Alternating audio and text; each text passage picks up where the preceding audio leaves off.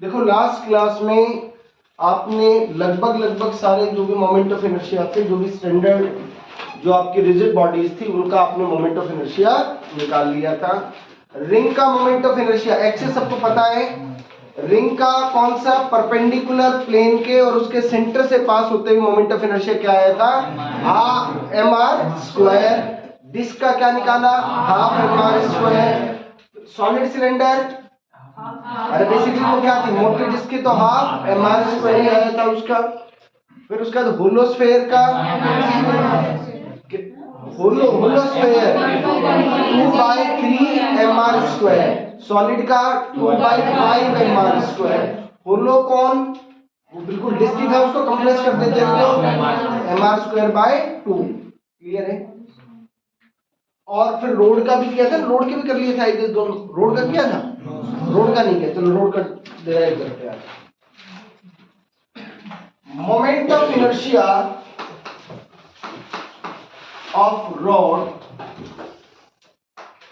अपन क्या करते हैं, इसका जनरल रिजल्ट डिराइव कर लेते हैं। अच्छा, इसमें वो साथ में वो भी कर लिया था ना कि जैसे डिस्क का किया था तो उसको काट भी अगर देंगे, कोई भी सेक्टर वाला पार्ट कर देंगे तो भी मोमेंट ऑफ इनर्शिया सेम ही रहेगा। Moment of inertia of road, late us say कि ये आपके पास क्या है, यूनिफॉर्म रॉड है। क्या है? Uniform rod. और इसकी लेंथ क्या है? L। और इसका मास क्या है? M। लेट अस से कि हमें इस एक्सिस के अबाउट मोमेंट ऑफ इनर्शिया निकालना है। ये लेंथ है आपकी स्मॉल l, और फिर ये लेंथ कितनी बच गई? Capital L minus small l। हमें इस एक्सिस के about moment of inertia find out करना है। वही एलिमेंट वाला ही तरीका रहेगा कि भैया क्या करो, यहां से x दूरी पर चल करके एक छोटा सा एलिमेंट ले लो जिसकी विड्थ क्या होगी? dx, और इसका मास क्या होगा? dm। विड्थ dx और मास dm। तो ये तो बेसिकली क्या हो गया, एक पॉइंट पार्टिकल हो गया। पॉइंट पार्टिकल का मोमेंट ऑफ इनर्शिया आप जानते हो कितना है? mr²। तो पहले तो इसका मास लिखना पड़ेगा। ये छोटा सा जो एलिमेंट है इसका मास कैसे लिखें? तो आप देखो कि जो मास पर यूनिट लेंथ है, मास पर यूनिट लेंथ कितना है? m/l। और इसकी विड्थ क्या है? dx। ये इस एलिमेंट का मास आ गया। क्या आ गया इसका? ये मास। अब अगर इस एलिमेंट का इस एक्सिस के अबाउट मोमेंट ऑफ इनर्शिया लिखा जाए तो भैया वो क्या लिखना चाहिए? dm इनटू उस एलिमेंट की एक्सिस ऑफ रोटेशन से परपेंडिकुलर दूरी। वो परपेंडिकुलर दूरी यहाँ पे क्या है? x। उसका क्या कर दो आप? स्क्वायर। उसका क्या कर दो? स्क्वायर। अंशिका का है भी, अंशिका, अनिश क्या नाम है? अंशिका है? अनिष्का। अच्छा, वो तो इसमें थोड़ी आती है। ठीक है। dm is m/l dx into x² m/l x² dx। ये आपके किसकी वैल्यू आ गई? di की वैल्यू आ गई। अगर आपको टोटल मोमेंट ऑफ इनर्शिया निकालना है तो इसको क्या कर दिया जाना चाहिए? इंटीग्रेट कर देना चाहिए। इंटीग्रेट कर देना चाहिए। तो भैया ये इंटीग्रेट करोगे तो m/l integration x² dx। What about limits? Limits कहां से कहां आएगा? माइनस। देखो ये अगर आप जीरो लेते हो तो ये क्या होगा? माइनस ऑफ l, और ये क्या होगा? Plus l minus l। तो माइनस ऑफ l से प्लस l माइनस l तक। तो I is equal to m/l x² का इंटीग्रेशन x³/3 माइनस l से l माइनस l तक। I is equal to m/3l upper limit l minus l का whole cube minus of minus l³।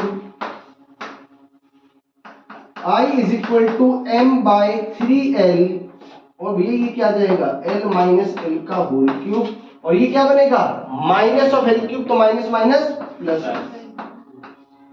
ये हमने general result निकाला है moment of inertia of A road. ये general result आपने निकाला। आपने शायद जो अभी तक पढ़ा है वो दो ही केस इसके पढ़े होंगे।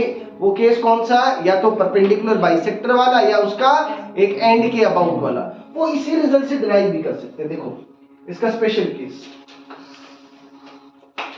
केस क्या, कि अगर ऐसा हो, ये आपकी रॉड थी, इस रॉड के एंड के अबाउट मोमेंट ऑफ इनर्शिया क्या हो।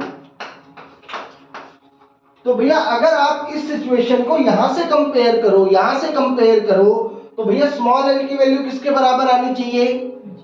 अरे स्मॉल एल की वैल्यू 0, तो स्मॉल एल की वैल्यू यहां 0 पुट करो तो क्या बनेगा? ये स्मॉल एल की वैल्यू 0 पुट करने पर, और क्या चीज, हाँ एल क्यूब बन गया।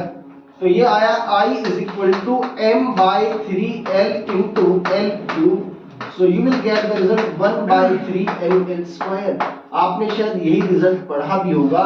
ये एक्सिस ध्यान रहे, ये एक्सिस ये है, ये अगर रॉड है तो एक्सिस ये वाली है, तब ये मोमेंट ऑफ इनर्शिया आपका आया है। इसमें दूसरा केस ये कि अगर वो आपकी एक्सिस परपेंडिकुलर बाइसेक्टर के अलाउ है, ये कितना हो गया बेटा l/2, और ये दूरी कितनी हो गई l/2। यानी अब जो आपका ये फॉर्मूला था, इसमें स्मॉल एल की वैल्यू देखो। स्मॉल एल क्या चीज है? रोड का ये दूसरे वाला जो एंड है उसका एक्सिस ऑफ रोटेशन से दूरी। वो एक्सिस ऑफ रोटेशन से दूरी कितनी है? l/2 है। तो l/2 पुट कर दो इसके अंदर। तो जब आप l/2 पुट कर दोगे, यू आर गेटिंग ml²/12। आप पुट करके देख लें। ये दोनों तो बड़े स्टैंडर्ड से रिजल्ट है, मतलब मोस्ट ऑफ द टाइम आपको यूज में आते हैं, इसलिए थोड़ा सा डायरेक्टली इनको याद भी रखना चाहिए। ml²/3 और ml²/12 एक्सिस ऑफ रोटेशन। ध्यान रहे, एक्सिस ऑफ रोटेशन अगर परपेंडिकुलर बाइसेक्टर है तो उसका मोमेंट ऑफ इनर्शिया ml²/12 आएगा, और अगर उसके एक एंड के अबाउट आप बात करते हो तो उस केस में वो क्या आएगा? ml²/3। जनरल भी कोई ज्यादा दिक्कत नहीं है, m/3l l - l का क्यूब प्लस स्मॉल l का क्यूब। करो जल्दी से, नोट करो, इसको नोट करो।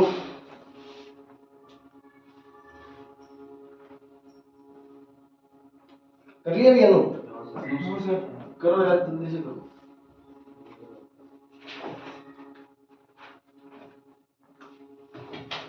हाँ भैया ml²/12 हुई। तो ये दो स्टैंडर्ड रिजल्ट्स हो गए आपके, है ना। चलो इसमें एक और बढ़िया क्वेश्चन बनता है, कोई बात पूछ सकते हैं, वो भी कर लेते हैं। वो क्वेश्चन है ये, एक्सिस ऑफ रोटेशन तो ये है, और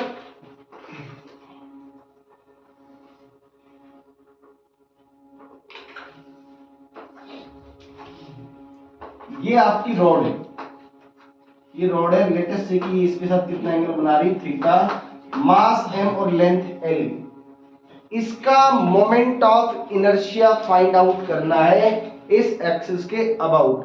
देखो इसको समझने की कोशिश करो कि कैसे एक्सिस ऑफ रोटेशन, ये मानो ये तो आपके एक्सिस ऑफ रोटेशन है और ये रोड है, ऐसे फाइंड आउट करना है। अब तक जो आप पढ़ रहे थे वो या तो ये था या ये वाला सीन था, अब ये वाला सीन है, ऐसे घूम रही है, ऐसे, है ना। अगर जरा 3D में सोचोगे, अगर ये पूरा घुमाएगी तो क्या क्या सब्सक्राइब करेगी? ये कौन बनाएगी। चलो इसका moment of inertia find out करते हैं। तरीका देखो वही रहने वाला है, तरीका वही है कि मुझे क्या लेना पड़ेगा, एलिमेंट लेना पड़ेगा। देखो जरा स्टेप्स में कोई चेंज नहीं करते। x दूरी पर चलकर एक छोटा सा एलिमेंट ले लिया जिसकी विड्थ dx ले लिया और उसका मास dm ले लिया। ये तो एक काम हो गया। तो क्या मैं dm को डायरेक्टली लिख दूं कि sir dm is nothing, it is m/l into dx। बताओ इसमें किसी को तकलीफ है क्या? अरे m/l into dx लिखा जा सकता है क्या? अब मुझे बताओ अगला स्टेप क्या होना चाहिए? क्या ये पॉइंट पार्टिकल है? Yes sir. अरे क्या है ये पॉइंट पार्टिकल? पॉइंट पार्टिकल का किसी भी एक्सिस के अबाउट मोमेंट ऑफ इनर्शिया निकालने का फॉर्मूला क्या है? m into r²। r क्या चीज है? परपेंडिकुलर दूरी। यानी कि अब यही काम तो करना है इसमें क्या करो, इसका क्या फाइंड आउट करो, परपेंडिकुलर डिस्टेंस इससे। तो लो इस पर परपेंडिकुलर ड्रॉप कर दो, ये लो, ये परपेंडिकुलर हो गया। क्या आपके लिए ये दूरी निकालना मुश्किल काम है क्या? क्या यही आपके लिए बेटा आर परपेंडिकुलर है क्या? Yes sir. ये दूरी x है, यस सर। तो ये वाली दूरी आई थिंक कितना हो गया? l sin theta. अरे l sin थीटा आया क्या? Yes sir. बेशर्मो, l sin थीटा नहीं है, ये x sin थीटा है। Yes sir, this is not l sin theta, this is x sin theta. क्या है ये? x sin थीटा है। चलो अब हम इस छोटे से एलिमेंट का मोमेंट ऑफ इनर्शिया निकालते हैं। फॉर्मूला क्या रहेगा? dm इनटू ये परपेंडिकुलर दूरी कितनी है? x sin थीटा, इस पूरे का स्क्वायर। dm की वैल्यू इज m/l dx। ये आपका क्या हो गया? अच्छा इसका स्क्वायर कर ही दो, x square sin square theta m/l x square dx sin square theta.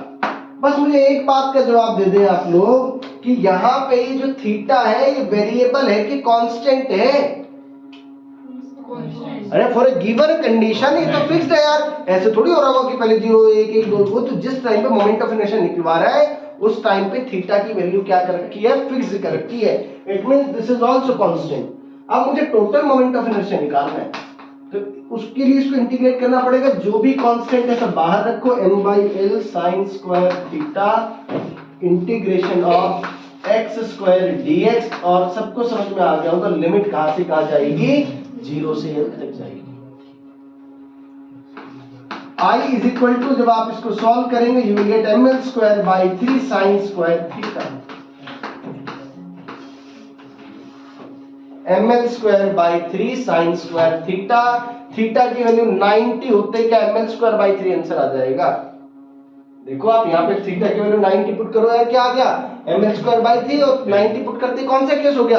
Rod के एंड के अबाउट जो परपेंडिकुलर एक्सिस है। तो ये रिजल्ट भी ml स्क्वायर बाई 3 याद करते हैं, sin स्क्वायर थीटा से और मल्टीप्लाई करना है उसको। ये रॉड का मोमेंट ऑफ इनर्शिया आ गया। तो देखो हल्का फुल्का अगर कोई क्वेश्चन में चेंज भी कर दे, जैसे हम जितने भी क्वेश्चंस कर रहे हैं, तो उसमें अभी हमने क्या किया हुआ है? मास जो है वो डिस्ट्रीब्यूशन जो है उसका कैसा लिया हुआ है? यूनिफॉर्म डिस्ट्रीब्यूशन लिया हुआ है। कैसा डिस्ट्रीब्यूशन है? वो उसकी जगह कुछ और भी दे सकता है। अगर उसको और कैलकुलेशन करवानी है तो कह देगा कि भैया इस बार मास डेंसिटी, आप घर से कर सकते हो ये सवाल, लैम्डा नॉट x है, और फिर वो किसी एक एंड के अबाउट मोमेंट ऑफ इनर्शिया पता रहे, सारा सब कुछ सेम रहेगा। बस dm की जगह आप क्या लिखोगे? लैम्डा इनटू dx, और लैम्डा की जगह लैम्डा नॉट x, और फिर उसको सॉल्व कर देंगे। इंटीग्रेशन वाला पार्ट है। क्लियर हो गया इतना? ये रिजल्ट आपको फिर से याद रहना चाहिए, ml square by 3 into sin square theta.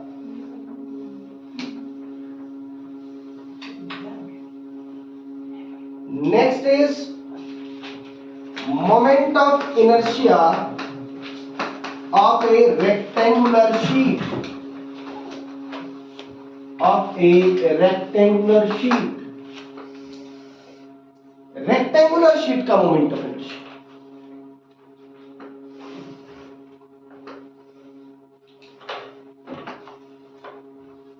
तो ये कैसे तो पूरा मास रहेगा इसको, ये इसकी लेंथ मान लो आप a है, और ये जो विड्थ है आपकी, विड्थ क्या है? b विड्थ है। इसका टोटल मास क्या है? इसका टोटल मास क्या है? m। इसका टोटल मास m है। सबसे पहले इस एक्सिस के अबाउट मोमेंट ऑफ इनर्शिया निकालो। इस एक्सिस के अबाउट मोमेंट ऑफ इनर्शिया निकालो। इस एक्सिस के अबाउट मोमेंट ऑफ इनर्शिया निकालना है तो एलिमेंट क्या लिया जाएगा? बताओ। पॉइंट पार्टिकल नहीं ले सकते इस बार। पॉइंट पार्ट, हाँ क्या लेंगे? एक रेक्टेंगुलर शीट, या फिर आप बोल दे एक रेक्टेंगुलर स्ट्रिप, ऐसे ले लेते हैं। ये एक स्ट्रिप लेते हैं। यहां से परपेंडिकुलर दूरी x, इसकी जो विड्थ है वो हमने क्या ले ली? dx।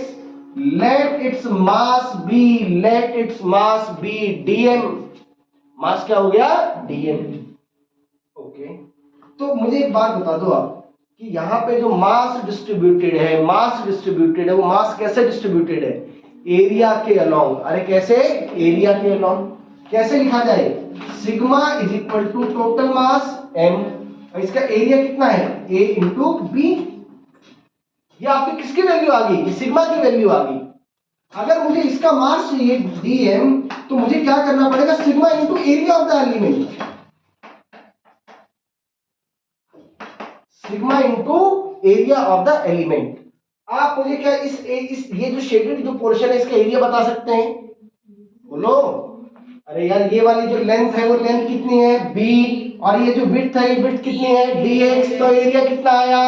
b into dx। अरे क्या आया? b into dx। So dm is equal to m upon ab into b dx, और ये b से b कैंसिल आउट हो गया। Here comes the value of dm। ये क्या आ रही भैया? m by a dx। मुझे अब एक और बात आपसे पता करनी है कि ये जो रॉड है, भाई बिल्कुल रॉड मान सकता हूं ना इसको, इस रॉड का इस एक्सिस के अबाउट मोमेंट ऑफ इनर्शिया। मुझे तो आपको, अगर आप पिछली क्लासेस का अगर देखना चाहो तो आप देख सकते हो, सबसे पहले ये डिराइव करवाया था आपको।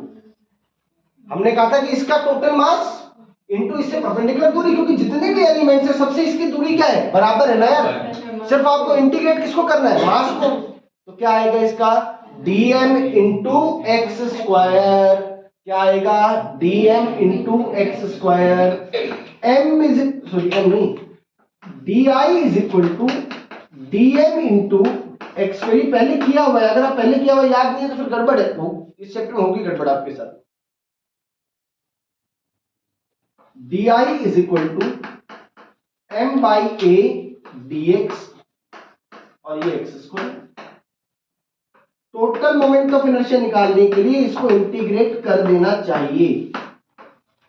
और x की जो लिमिट है, x की लिमिट बता दो भैया, कहां से कहां चलेगी?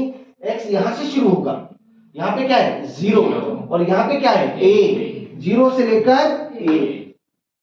अब आप इसको जब सॉल्व करेंगे you will get ma square by 3। ये रिजल्ट मैंने कहीं देखा है। किसका रिजल्ट था यार ये? अरे रोड का रिजल्ट क्या उसके एंड के एक्सिस के एंड के अबाउट ml स्क्वायर बाई 3 आया था क्या? ये भी वही आ गया सेम, यानी कि इस केस में इस विड्थ का कोई मतलब नहीं रह गया। और अगर आप ध्यान से देखो तो सर कुछ नहीं है, ये भी तो रोड ही है। अरे ये भी क्या है? रोड। क्या है ये? रोड है। तो बस मुझे ये देखना एक्सिस के रिस्पेक्ट में, एक्सिस के रिस्पेक्ट में ये लेंथ है उसकी। तो ये क्या रिजल्ट आ गया? एम स्क्वायर बाई 3, यानी कि रिजल्ट आया। आपको सिर्फ क्या देखनी है? आपको सिर्फ लेंथ देखनी है। Just see length of rod, length of rod with respect to axis of rotation.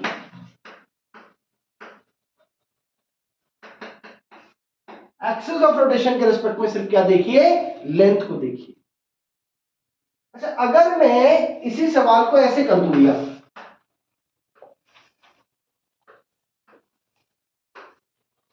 This is my axis of rotation, तो भैया ये b है आपका और ये दूरी कितनी है? a।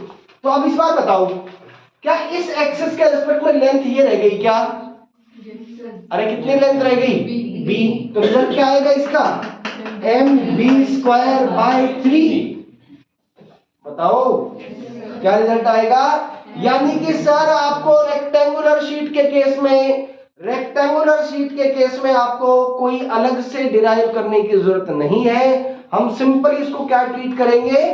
Road axis of rotation के हिसाब से लेंथ देखेंगे क्या लेंथ बनती है, और रोड वाला ही फॉर्मूला इस्तेमाल करेंगे। क्लियर है इतनी? अरे इतनी कहानी क्लियर है? कर लिए इधर से नोट?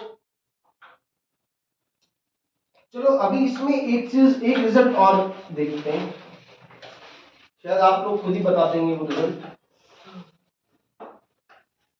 कुछ नहीं करा, सेम वही रेक्टेंगुलर शीट है, वही रेक्टेंगुलर शीट है, बट इस बार मैंने एक्सिस ऑफ रोटेशन बदल दिया। ये a/2 और ये a/2। क्या रॉड का परपेंडिकुलर बाइसेक्टर के अलोंग मोमेंट ऑफ इनर्शिया मालूम है हमें ml²/12। अब मुझे एक बताओ, इस एक्सिस के रेस्पेक्ट में लेंथ क्या है? अरे मतलब टोटल तो ए ही है ना यार, टोटल तो वहां पे भी रोड की लेंथ क्या हुआ करती थी एल, यहाँ कितनी है ए, तो वहां रिजल्ट क्या था ml²/12, यहाँ भी क्या आएगा ma²/12। बताओ कोई तकलीफ है क्या? सिमिलरली अगर मैं एक्सिस ऑफ रोटेशन भैया ये कर दूं तो इस बार ये लेंथ कितनी भैया b/2 और ये कितना है b/2 mb²/12 mb²/12 यानी कि रोड के केस सॉरी रेक्टेंगुलर शीट के केस में just remember the formula of road. और आप ये देखें कि यार इसके लिए इफेक्टिवली लेंथ वहां पहले एल ये हुआ करती थी, अब यहाँ पे ये क्या है बी के बराबर है। तो ये भी इंपॉर्टेंट है, ये जो रेक्टेंगुलर शीट है इसका मोमेंट ऑफ इनर्शिया भी देख लिया। क्लियर है? आई गेस हमने जितने भी मेन जो फॉर्मूले हैं वो सारे कर लिए हैं ना। तो ये तो देखो बड़ी सेलेक्टेड सी क्या थी, स्पेशल केसेस थे, बड़ी सेलेक्टेड सी क्या थी एक्सेस, उनके about the moment of inertia निकालना। फॉर एग्जांपल रिंग के परपेंडिकुलर प्लेन पे निकालिए, आपको कहे कि उसी के प्लेन में कोई एक्सिस हो तो फिर कैसे निकालेंगे, वो सब अब देखते हैं। उसके लिए अब हमारे पास दो अलग अलग थ्योरम्स है।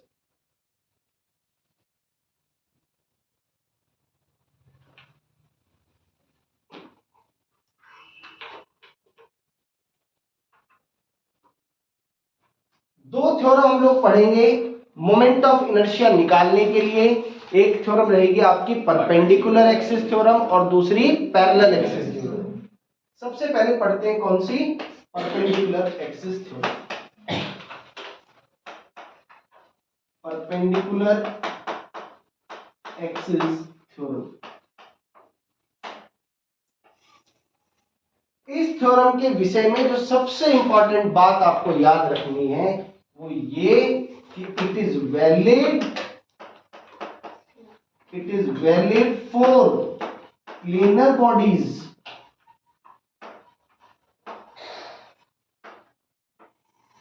इस थ्योरम को सिर्फ और सिर्फ प्लेनर बॉडीज के केस में इस्तेमाल कर सकते हो and not for 3 dimensional bodies and not for 3-dimensional bodies, not for 3-dimensional bodies।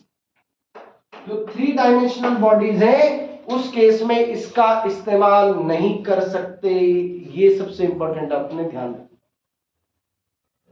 यानी कि कहां का इस्तेमाल कर सकते हो सर, आप रिंग के लिए इस्तेमाल कर लो, आप डिस्क के लिए इसको इस्तेमाल कर लो, आप किसके लिए रोड के लिए इसका यूज कर सकते हो, और किसका यूज कर सकते हो, और बताओ प्लेनर बॉडीज और क्या हो सकती है, रेक्टेंगुलर शीट अभी जो हमने किया वो हो सकती है। लेकिन क्या मैं परपेंडिकुलर एक्सिस थ्योरम को सॉलिड स्फीयर के लिए, होलो स्फीयर के लिए इस्तेमाल कर सकता हूं क्या? नहीं। कौन के लिए नहीं? क्यों? Because they are three dimensional bodies. Three dimensional bodies के लिए हम इस्तेमाल नहीं कर पाएंगे। अब ये समझो कि कहता क्या है, ये मान लो कि आपकी कोई भी प्लेनर बॉडी है, क्या है? Planar body. ध्यान से समझना बेटा, दोनों थ्योरम बहुत इंपॉर्टेंट है क्योंकि जो एग्जाम में जो क्वेश्चन आएगा वो बिना परपेंडिकुलर या बिना पैरेलल एक्सिस थ्योरम के, भाई वो जो स्टैंडर्ड है बड़ा मुश्किल है कि सीधा आपको डायरेक्टली क्वेश्चन पूछे, ये इंपॉर्टेंट है। मान लो कि यार आपसे कोई कहे कि ये आपका एक्सिस ऑफ रोटेशन है, ये एक्सिस ऑफ रोटेशन शायद अब तक सब समझ गए हो, वो ये एक्सिस है। क्या ये जो मैंने एक्सिस बनाया है, क्या इस एक्सिस का सेंटर ऑफ मास से पास होना जरूरी है क्या? ऐसा जरूरी नहीं है, वो एक्सिस आपकी कहीं से भी पास कर सकती है, वो एक्सिस आपकी कहीं से भी पास कर सकती है। आपसे बस ये पूछा कि इसके अबाउट आपको क्या करना है, मोमेंट ऑफ इनर्शिया निकालना। समझ में आ गई बात?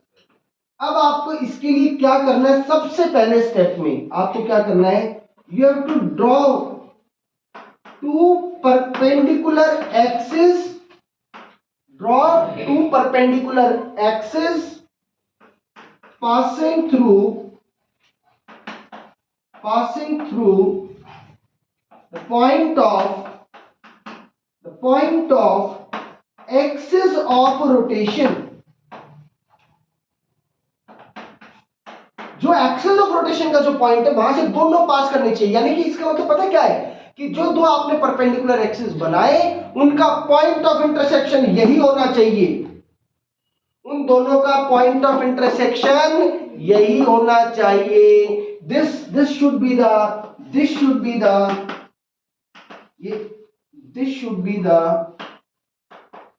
Point of intersection of two perpendicular axis, और उनका नाम दे दो लेट अस से कि एक्स एक्सिस और वाई एक्सिस। बेटा आई बात समझ में आपको? अरे बात समझ में आ रही है क्या? देखो दोबारा से आप इस चीज को समझ लो, देखो इससे समझा लो, पेन देना मुझे एक। भैया देखो लेट अस से कि आपको मोमेंट ऑफ इनर्शिया निकालना है इस पॉइंट के अबाउट, ये वाला पॉइंट, ये आपका एक्सिस ऑफ रोटेशन बन गया। अब आपको दो परपेंडिकुलर एक्सिस बनानी है, और ऑब्वियसली वो दोनों परपेंडिकुलर एक्सिस कौन से प्लेन में होंगी? इसी बॉडी के प्लेन में। अरे कहां होंगी? Draw two perpendicular axis lying in the same plane, lying in plane of, ये बात लिख लो, lying in the plane of body, दोनों उसके प्लेन में होनी चाहिए। यानी कि मैं कहता हूं सर एक एक्सिस तो ये हो गई और दूसरी एक्सिस ये हो गई, इन दोनों का इंटरसेक्शन, जो पॉइंट ऑफ इंटरसेक्शन है वो क्या होना चाहिए? वो ये पॉइंट होना चाहिए, और ये पॉइंट सेंटर ऑफ मास हो ये जरूरी नहीं है। समझ में आ गई ये बात? इस तरह से हम क्या करेंगे, एक्सिस का सिलेक्शन करेंगे। अब जरा आगे बात देखो, यानी कि सर एक एक्सिस ये, दूसरी एक्सिस ये, इस एक्सिस के अबाउट इस एक्सिस, यानी कि सर चॉइस, मेरे पास चॉइस तो है कि मैं कोई भी एक्सिस सेलेक्ट कर सकता हूं, लेकिन पता क्या है, मुझे उस एक्सिस के अबाउट मोमेंट ऑफ इनर्शिया उस बॉडी का भी पता होना चाहिए। क्या होना चाहिए मुझे? उस बॉडी का मोमेंट ऑफ इनर्शिया। यानी कि ये एक्सिस आपने मानी थी, तो लेट अस से कि इस एक्सिस के अबाउट जो मोमेंट ऑफ इनर्शिया वो कितना है, आई एक्स, और इसके अबाउट जो मोमेंट ऑफ इनर्शिया वो कितना है, आई वाई। और ये जो एक्सिस है क्या वो इसके परपेंडिकुलर है क्या? उसको क्या नाम दे दिया, आई जेड। तो according to perpendicular axis theorem, I Z is equal to I X plus I Y. उस प्लेन में दो परपेंडिकुलर एक्सिस जो हैं जिनका point of intersection point of axis of rotation से पास करता हो या वहां लाई करता हो, उस केस में मोमेंट ऑफ इनर्शिया कैसे निकाला जाएगा? That will be the sum of these two moment of inertia I X plus I Y is equal to I Z. Clear है ये बात? बोलो बेटा क्लियर है? तो ये वाली चीज है, यानी कि अगर आपने I Z is equal to I X plus I Y लिखा है, इट मीन्स, मुझे एक बात बताओ, बॉडी कौन से प्लेन में लाई कर रही है? एक्स वाई प्लेन में। अरे कौन से में? एक्स वाई प्लेन में। अगर मैं बेटा ये लिख दूं तो I x is equal to I y plus I z, y z plane में बॉडी लाई करेगी, और आई वाई बराबर लिख दूं तो एक्स जेड प्लेन में लाई करेगी। क्लियर है ये बात? अब इस पे आपको कुछ छोटे छोटे क्वेश्चंस करवाते हैं। देखो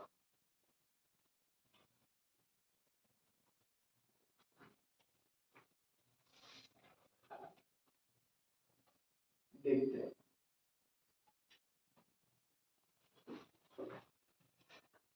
क्वेश्चन इज, ये आपके पास एक रिंग है, ये रिंग है जिसका मास क्या है, m, और रेडियस क्या है इसका, r। This is a ring. You have to find moment of inertia about the diameter about the diameter of ring.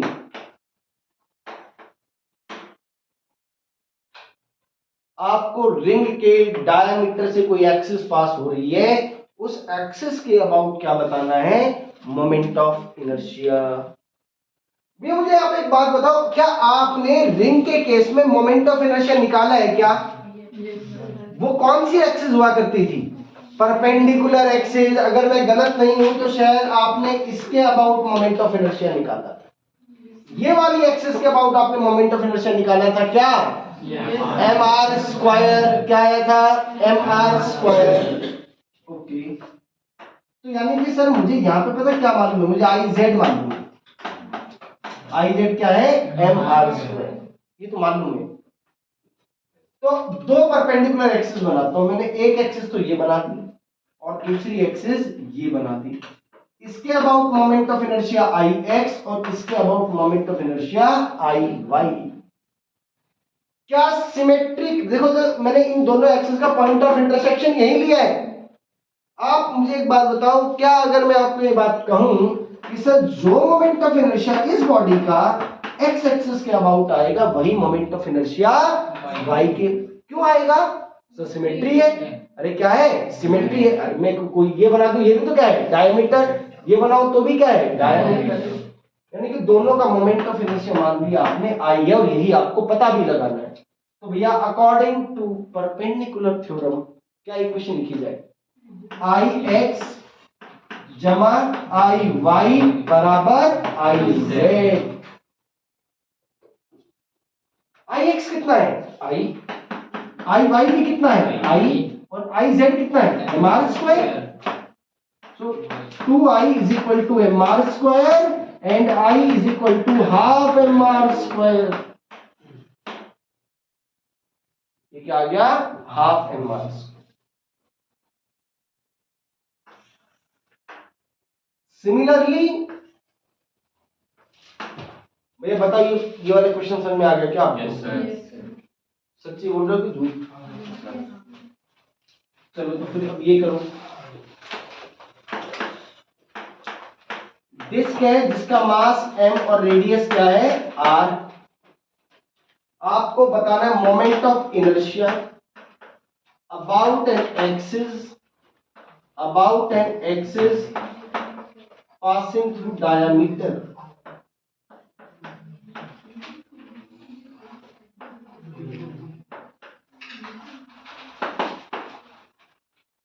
Moment of inertia about an axis passing through diameter. अरे कोई ज्यादा फर्क है क्या? भैया आप देखो, इसके अबाउट मोमेंट ऑफ इनर्शिया मान लो आई का, इसके अबाउट भी आई आएगा क्या? और क्या आप इसके अबाउट मोमेंट ऑफ इनर्शिया जानते हो? क्या हो गया? अरे क्या आई जमा आई बराबर हाफ एम आर स्क्वायर, तो आई बराबर 1/4 एम आर स्क्वायर। बताओ भैया,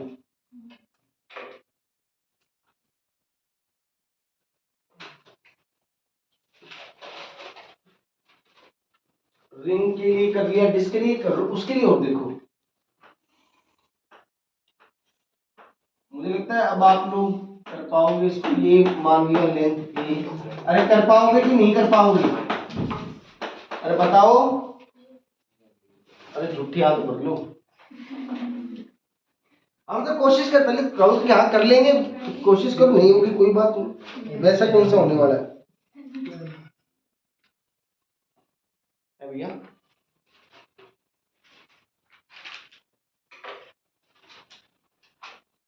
करो करो करो करो करो। अरे भाई देखो, इस एक्सिस के अबाउट पूछा है, इस पॉइंट से पास करते हुए दो परपेंडिकुलर एक्सिस। मुझे लगता है इस इन दो एक्सिस के अलावा आपके पास और कोई ऑप्शन है ही नहीं। ये क्या हो गया? आई वाई। ये क्या हो गया? आई एक्स। और ये तो आई जेड आपसे पूछा ही नहीं। आई जेड बराबर क्या होगा? आई एक्स प्लस आई वाई। इस रॉड का इस एक्सिस के अबाउट मोमेंट ऑफ इनर्शिया आप लोग जानते हो। अरे रॉड का रिजल्ट इस्तेमाल करो क्या? अरे इसके लिए लेंथ क्या होगी? बी। तो क्या रिजल्ट आएगा, MB² जमा इसके रेस्पेक्ट में लेंथ कितनी है, A, रोड का एंड है ये, MA²/3। ठीक, आप उसको जैसे मैंने लिखना चाहूँ, बताओ आपकी रिपोर्ट है क्या।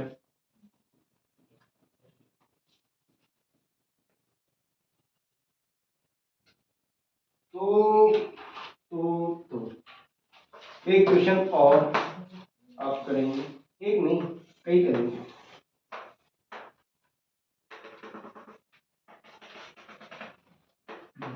इस एक्सिस के अबाउट ये सब वही लेना भैया, ये वाली लेंथ आपकी A/2, ये भी A/2, ये वाली लेंथ आपकी होगी कितनी, B। अगला क्वेश्चन,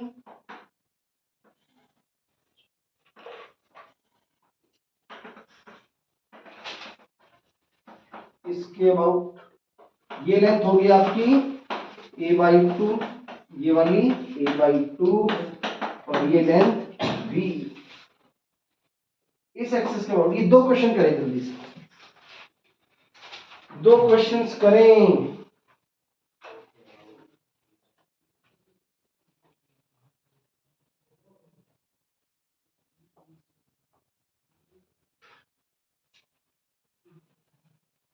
भैया इस वाले के लिए एक एक्सिस तो यही रहेगी क्या, और दूसरी वाली ये, तो देखो इसका आंसर अब डायरेक्टली लिखेंगे। इसके अबाउट देखो पहले, इसके अबाउट MA²/12, MA²/12 और भैया इसके अबाउट MB²/12 आएगी यार, कैसे मूर्खों वाली बात कर रहे हो यार, MB²/3। ये बताओ क्या इससे एक एक्सिस तो ये पास करेगी और दूसरी एक्सिस ये पास करेगी, इस एक्सिस के अबाउट, अरे इस एक्सिस के अबाउट MB²/12।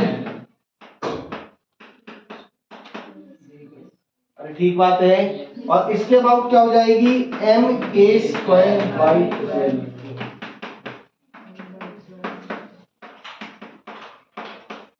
बोलो ठीक है क्या, क्लियर है। तो आज की क्लास में इतना ही करते हैं ना, अगली क्लास में पैरेलल एक्सिस थ्योरम और फिर इस पे क्वेश्चन, तो कल शायद कैविटी वाले दो क्लास और ले लेंगे इस पे, है ना। इतना कर लो, ये सारा अच्छे से पढ़ के आओ, फिर अगली क्लास में करेंगे।